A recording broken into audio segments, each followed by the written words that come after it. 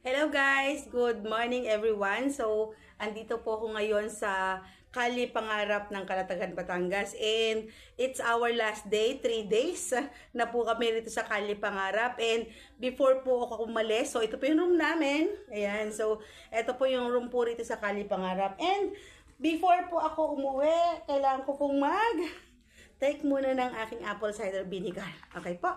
So, take po tayo ng ating supplements. Ayan, so, anyways, since ako po ay nagfo-4 na, and okay naman po sa akin ang 4 gummies a day, kaya naman, magta-try po ako na mag-take ng 6 gummies a day. Okay? So, ayan, subukan po natin ang ating apple cider vinegar. Ayan, so, ayan na po.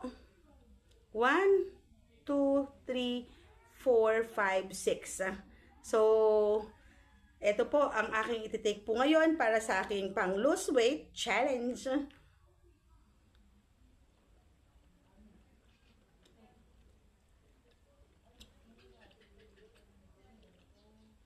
Actually, sobrang sarap po ng ating apple cider vinegar.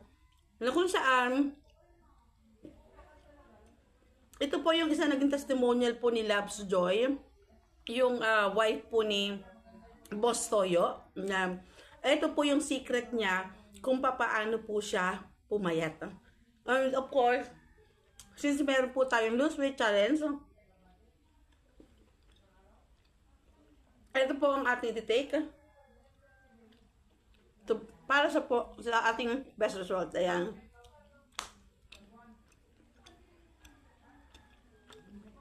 Medyo nabubulong tayo. Nakakabusog po talaga ang apple cider. Grabe. Yan, once po kayo nag-take po ng apple cider vinegar, sundan niyo po agad ng tubig. Para po mas mabilis ang dissolve. Ayan.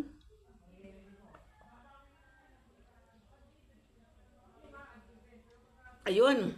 Nakapag-take na po ako ng aking apple cider vinegar pang day 4. Ayan. So, day 4 ko na po ngayon sa aking apple cider vinegar. And after a week, magtitimbang po ako kung ilan na po yung aking pong na-lose. Yan, para maging updated po kayo sa aking lose weight. Okay po?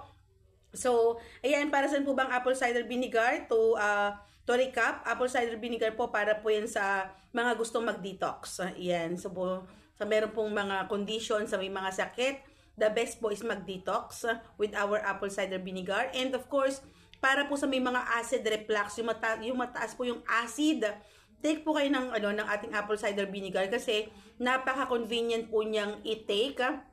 Unlike po, take po kayo ng maasin po na liquid. Ito po, napaka-friendly po. Ayan, sobrang sarap.